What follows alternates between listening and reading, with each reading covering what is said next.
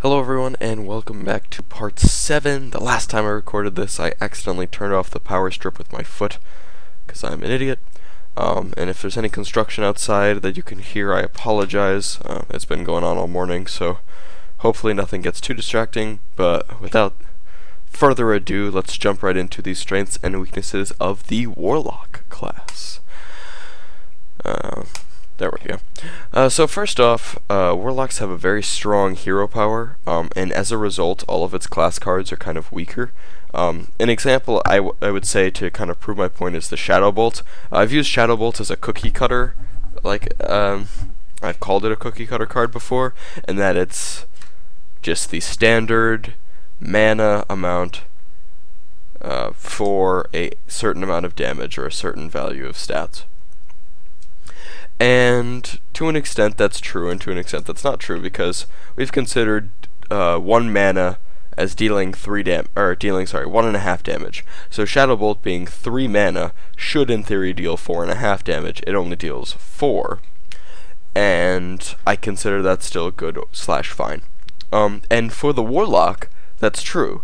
3 mana deal 4 damage is good for a Warlock. For every other class, it's a little bit below average. But Warlocks have a special exception in the sense that they constantly are able to cycle cards with their hero ability, which is probably one of the best hero abilities in the game. It also has multiple different kinds of play styles. You can play a very aggressive draft with very few late game cards and still be okay when you're playing Warlock, because you can constantly tap and be able to play 2-3 cards. I'd say probably two low-cost minions or low-cost spells per turn, and when you are able to constantly be playing these things, kind of like a Zoo deck in a couple metas ago, where you had only low-cost stuff and could constantly keep clearing the board and tapped just about every turn, you were able to maintain control of the board and use that to win the game. And there are some of the weaknesses also include the fact that it has some slight demon synergies, which we'll talk about later, and also has the discard mechanic, which is hard to evaluate, but we'll talk about that in a little bit. So let's start with spells. First off, Sacrificial Pact. Destroy a demon, restore 5 health to your hero. This card is bad because it's unlikely that you're going to get demons, and restoring 5 health is kind of not a benefit that means anything to you, because the goal is to control the board, not to restore your own health. And the 1% chance that you are able to destroy an enemy demon with your Sacrificial Pact is so unlikely that it doesn't justify ever putting in your deck. This is a terrible card. This is a 1. Keep moving. Corruption. Choose an enemy minion at the start of your turn, destroy it. In the sense, destroying a minion for 1 mana is good, but the massive caveat is your opponent gets to decide how it kind of goes out. So let's say you play Corruption, and then you play nothing. You play Corruption on, let's say, a Boulder Fist Ogre, and you play nothing else. Your opponent knows that your Boulder Fist Ogre is going to die, but your opponent simply just plays more and more stuff, like develops another big creature, or maybe a Kel'Thuzad, or a Force Tank Max, or a War Golem, or something like that. Because you played nothing else on board, he has no worry about trying to develop these cards, and he sends the Boulder Fist Ogre to hit the face for 6 damage. Then, when your turn starts, you now have to deal with his board again, plus you just took 6 damage to the face for free. So that's one scenario with Corruption. The other scenario with Corruption is you play Corruption and then you play another creature. Let's say you play, what's like a standard 5 mana card? Like a Spectral Smith, 5 mana 4/6. I think that's what it's called. Or a 5 mana 4/6 Spectral Knight. And you play Corruption on your opponent's Boulder Fist Ogre. Your opponent then trades with the Spectral Knight, or trades with whatever card you put on board, and does as much damage to your board as possible before it is going to die. And then he plays more stuff. and your corruption then is considerably weaker because he just destroyed your board that you used to develop, and your corruption had either no effect or destroyed like a 6-2 or a 6-3 or something with low health because he got to trade into something else beforehand. So with that being said, both the scenarios for corruption are bad because they can't, unless you can combo it with freeze, your opponent can still, with the knowledge that the minion is going to be destroyed, use it to get value out of it before it dies. So corruption is bad at 2. Mortal Coil, deal 1 damage to a minion. If that kills it, draw a card. So, if it kills a minion, you dealt 1 damage, which is worth 0.66 mana, and it drew a card, which is worth 1.5 mana. So if you draw the card, it's worth 2.133 repeating mana, which is great. That's actually insane. Paying 1 mana for something that's worth 2 is great in terms of value. If it only deals 1 damage, it's below average. It's actually really bad if it only deals 1 damage, because it doesn't justify putting a slot in your deck. But if you draw a card, and I think you can really reliably draw a card with it, from personal experience, that this card is fantastic. This is an 8 or a 9. I wouldn't say you want to pick more than 2 of these cards up, though, because they're still early game cards that don't do a lot on their own, and they're not really dependent on other cards to get value out of them, but you want to reliably draw the card with it, so you want a board as well, unless your opponent plays a 1 health minion, but that's a different story. And having multiple of them in your hand can maybe clutter up your hand, and you may have to use 2 of them to clear something, which sucks because then you don't get the value. So I'd say only pick 1 or 2 of them. Power Overwhelming. Give a friendly minion +4/4 until the end of a turn, then it dies horribly. So in terms of comparing this to Blessing of Kings, this is the same amount of stats, +4/+4. The only difference is that your minion dies at the end of the turn. So Power Overwhelming can be used very effectively if, let's say, you give your what's it called? You give a minion, let's say Bloodfin Raptor, 2 mana, 3/2. The +4/+4, and it goes up to a 7/6. My webcam stopped working. Hopefully. Hello, buddy. Come on back. Huh. Well, sorry about that. I'll just get rid of the webcam for now. Anyway, alright, we keep moving. Come on. Let's say you give your Bloodfin Raptor the Power Overwhelming, and it has 7 attack, and it trades up into an Ogre. Then all of a sudden your Power Overwhelming was fantastic and it's a lot of value. Sometimes the situations won't be as good, but Power Overwhelming can be used really effectively to trade up into other stuff that your opponent has. And for that reason I say that Power Overwhelming is actually pretty good. But it's also important to note that Power Overwhelming, obviously your minion dies, so sometimes you won't be able to get the full +4/+4 value out of the card. And it has some synergy with Void Terror, and maybe Silence, if you silence your own minion after you use Power Overwhelming to keep it alive, or something like that. But Power Overwhelming still will kill one of your own creatures, and it's dependent on another card to be on board ready to attack for it to be good.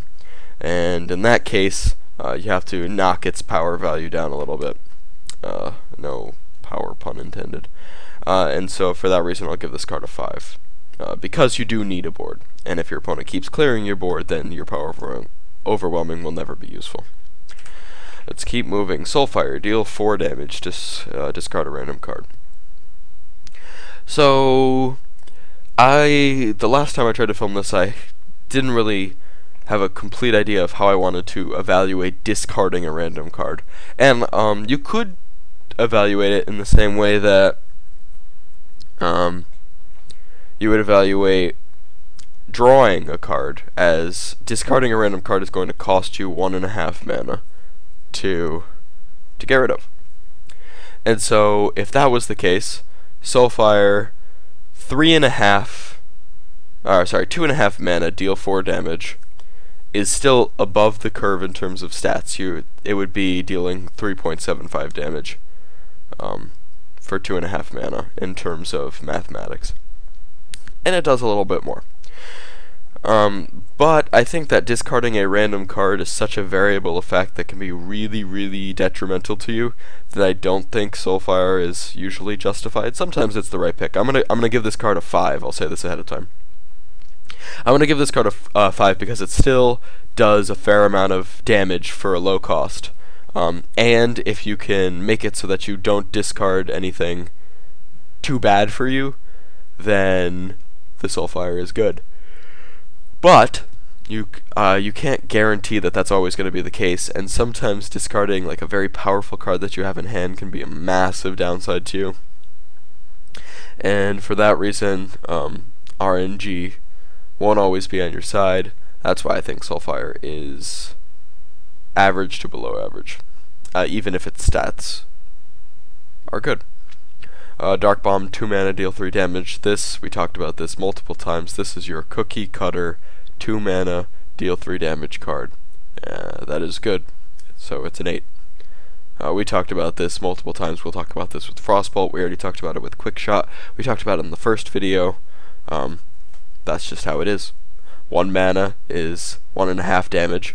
So you get your 2 mana and you deal your 3 damage and you're good. And dealing 3 damage is pretty strong. Demon Fire. We just talked about how dealing 3 damage for 2 mana is very strong. Dealing 2 damage is not very strong. And if it's a buff to a friendly demon, it's +2/+2, which is equivalent to saying give a minion Mark of the Wild, the Druid spell, that's +2/+2. Give a minion Mark of the Wild, but don't let that minion has to be a demon. And the likelihood that you're going to get a demon is pretty low. I will say that if you are able to buff a friendly demon with this, the card's pretty good. But if you deal the damage with it, the card's pretty bad. And the more likely than not, you're going to be using it to deal 2 damage to a minion. So I think that this card is below average, I'll say. I'll give it a 4. Drain Life. This card is a 2. We just talked about we talked about it with Dark Bomb. 2 mana, deal 3 damage is good. We talked about it with Demon Fire. 2 mana, deal 2 damage is bad. Drain Life. 3 mana, deal 2 damage is terrible. We're looking for 4.5 damage if we're playing Drain Life because of stats. And we only get 2. So, in that sense, Drain Life is considerably below the curve, and the fact that you're only restoring 2 health to your hero. First off, restoring health to your hero rarely matters ever. That's just the way it works. In terms of board control, your life total doesn't matter, and you'll know more about that because when you play Warlock, you're going to tap yourself down to around 15 life before you start worrying about your health total. Most of the time. And so, dealing 2 damage and restoring 2 health is nowhere close to being worth 3 mana. So, this card is bad. Excuse me for 1 second.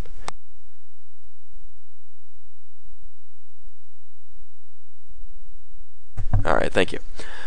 Shadow Bolt, 3 mana, deal 4 damage. We talked about this in the strengths and weaknesses part of the video. This card is slightly below the curve in terms of mathematics and what you're looking for in terms of damage, but because it's a Warlock, they have slightly weaker things, thanks to the fact that their hero ability is so good that this card kind of slips by as an above average card. And with that being said, it's a 7. Not much more to talk about here. Sense Demons. We're going to talk about this in the Arcane Intellect once we actually talk about that, where 3 mana, drawing 2 cards. Yes, we use that to evaluate stats of minions, but the card is not very good. It's like very average, because sure, it does what you want it to for its mana cost, but you spend 3 mana to do nothing, and all it does is cycle cards. It doesn't actually affect the board in any way for 3 mana. And Sense Demons is similar, except what's the likelihood that you're reliably going to get a lot of demons to play in your deck, and what are the likelihood that those demons are going to be the cards that you want to draw in a particular instance? I think too low to justify ever putting Sense Demons in your deck. Sense Demons is a 2, in my opinion. There will be some times that if you get a lot of demons in your deck, that Sense Demons may actually be the right call. And I've seen a couple people when drafting arena decks say Sense Demons is actually good here, and pick it up. This is one of those cards that I talked about in the drafting for Curve video, where you pick around your 20th or your 25th pick, once you already know that you have a lot of demons already in your hand.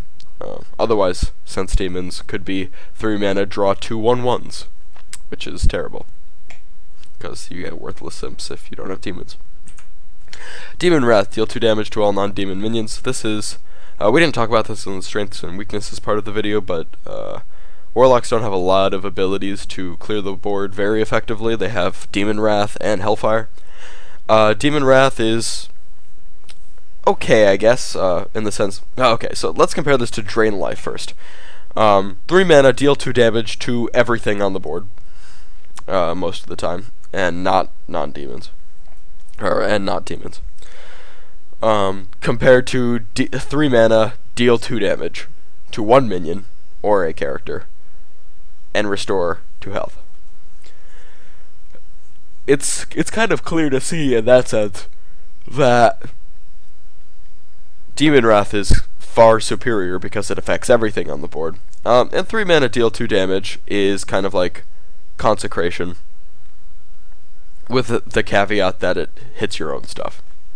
And that's alright. This card, just like Hellfire, is going to be occasionally fantastic for you and occasionally terrible for you, because if you can develop a board, then Hellfire will never be used. If you can't develop a board, then it'll be good, and it'll be a good catch-up mechanism. So with that being said, I'll give it a 6. Hellfire, I will also give a 6. It's good for the same reasons and bad for the same reasons as Demon Wrath. It deals damage to all characters, all minions, more importantly. And I didn't talk about the fact that it won't affect demons for Demon Wrath, but that's another real story, and it's unlikely to have demons in the first place, so considering a special instance for when you have only demons on the board, I consider not really worth the time to talk about, because it's unlikely. And Hellfire is similar, except it doesn't give a shit about whether or not you have demons. It'll just always be 3 damage to everything. And 3 damage for 4 mana is okay. And it'll be okay and bad and good for the same reasons as Demon Wrath. It'll be good if you don't have a board, and it'll be a great catch-up mechanism. It'll be terrible if you have a board. So with that being said, it's another 5 to 6. I wouldn't pick up more than 1 of either of these cards, in my opinion. Maybe 2 Demon Wraths. I wouldn't pick up 2 Hellfires, though. Excuse me. Implosion. Deal 2 to 4 damage to a minion. Summon a 1/1 imp for each damage dealt. So, I will evaluate this card considering its general average, like I evaluate most RNG cards. Implosion is, on average, going to deal 3 damage, and as a result it's going to summon, on average, 3 1/1 imps. So we talked about muster for battle, or summoning 3 1/1s as equivalent to either a snake trap or the Silverhand recruit part of a muster for battle, which is about 2 mana. And dealing 3 damage is worth about what am I thinking? About 2 mana. That's right. So 2 mana plus 2 mana is the 4 mana that the Implosion is looking for. So with that being said, this card is I'm hesitant to call it good. In the case you get 2, this card is below average. Not terrible, but below average. If you get 3, this card is good. Not insanely good, but good. If you get 4, this card is disgustingly good. This card is...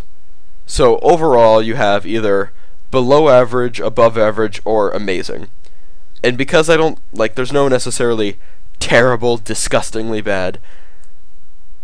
You lose the game if this situation happens. Aspects to this card. I'll consider Implosion above average. I'll give it a 7. Shadow Flame, destroy a friendly minion and deal its attack damage to all enemy minions. This is one of those few board clear mechanisms that a Warlock has, and I think it's actually better than Hellfire and better than Demon Wrath. But you still need something on the board that has high attack value. Let's say you put down a Bloodfin Raptor and you can get some value out of it using the Shadow Flame. Obviously, if you just put down a Bloodfin Raptor and then you put down the Shadow Flame, that's basically a 6 mana Hellfire that doesn't affect your own board, which is probably below average, but you can make it work. And if you already have a board, if you already have something with high attack value, you can, I think, reliably get some value out of it. I'll say, because I said Hellfire was a 6, I'll say this card is a 6-7. I don't think it's that necessarily good, but I do think it's better than Hellfire. Bane of Doom. Deal 2 damage to a character. If that kills it, summon a random demon. So this card used to be the worst thing ever, until they didn't nerf it, until they buffed it so that Bane of Doom can summon any demon of any kind, I believe. I'm pretty sure that's how they changed it. So there are a lot of actually insane instances that you can get with your Bane of Doom. And there are also a lot of bad instances you can get with your Bane of Doom as well. But with all that being said, Bane of Doom, it's in the epic slot, so sometimes there'll be some terrible picks and sometimes there'll be some fantastic picks, and I consider this an average pick. The reason why it's an average pick is deal 2 damage is about, what do I say in terms of mana, like 1.33? Yeah, I think 1.33 mana. So the card you want to summon is hopefully more than 3.66 mana. And there's a lot of cards that'll give you 2 mana, maybe 3 mana, but there are also cards that will give you 9 mana, like Mal'Ganis. It'll give you a Dread Inferno, which is 6 mana. And so, I think you can reliably make this card work, at least most of the time. And even if it doesn't, dealing damage and summoning something still kind of allows the card to have multiple effects. It not only clears your opponent's board, but also puts something on your board, and in that sense it's good. So I'm gonna rate this card kind of highly, even though the RNG can't be guaranteed. I'm gonna give it a 7. I think that there are some crazy instances with Bane of Doom that can make it work very well. Demon Heart. Did I say Demon Heart instead of Bane of Doom? I don't know. Anyway, Demon Heart. Deal 5 damage to a minion. If it's a friendly demon, give it plus 5/5 instead. This is obviously the big boy version of the I'm gonna have to scroll back because I forget its name. Demon Fire, which is the exact same thing. 5 mana, deal 5 damage is more acceptable than 2 mana, deal 2 damage because it's a lot of damage in one place, but it's still bad. If it's a friendly demon, giving plus 5/5 for 5 mana is actually really good. Because likely it will be able to trade into multiple things. Because what's the likelihood that your demon is going to have so low health that giving it plus 5 health in addition, so like say it has 6 or 7 health, what's the likelihood that when you trade it into another minion it's gonna die right off the bat? It's pretty low. So you'll hopefully be able to get more value out of your Demon Heart. And on my dog, hello Conehead, he has a cone on his head, and because he just went to the vet and he is making so much noise. My apology.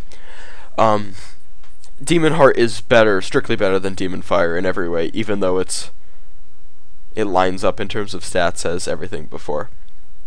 Still, I think that Demon Fire the hell are you doing? I still think that Demon Heart is below average because of the difficulty and the necessity to get Demon Synergy with it. But in the case you get Demon Synergy with it, it's really, really good. So I'll consider this card a 4, unlike the Demon Fire, which I gave like a 2, I think. And the last card, Siphon Soul, destroy minion, restore 3 health to your hero. So this is obviously a strictly worse Assassinate, which is okay, because we're a Warlock and having some worse cards is fine. So... Can you hear that? He's scratching at the door with the cone on his head. He's just like rubbing his cone against the door. Anyway, Siphon Soul is strictly better than, or it's not strictly better than anything. It's a strictly worse Assassinate, which is okay because you're a Warlock. With that being said, I'll rate it the same as Assassinate. Yay for hard removal. Nay for it costs a lot. So with that being said, I'll give it a 6. Twisting Nether is a 2. This card has probably one of the best animations in the entire game, just because it looks so cool when you use it, but it costs so much mana for not destroy all minions. It's just not worth 8 mana. And you don't have to be a rocket scientist to really figure that out. Destroy all minions is just not, it's just not worth the 8 mana, so it's very, very bad. And it's in the epic slot, so hopefully you never really have to draw it or have a pick between it. But there'll be times that it comes up, and don't let its amazing animation bait you into taking it. Alright, so that's everything for Warlock. I hope you enjoyed this video. Be sure to check out the playlist for more. I'll be trying to film a couple more videos today. Hopefully my webcam starts working again. Stay tuned for the rest of the series, and I hope you enjoyed. Thanks for watching.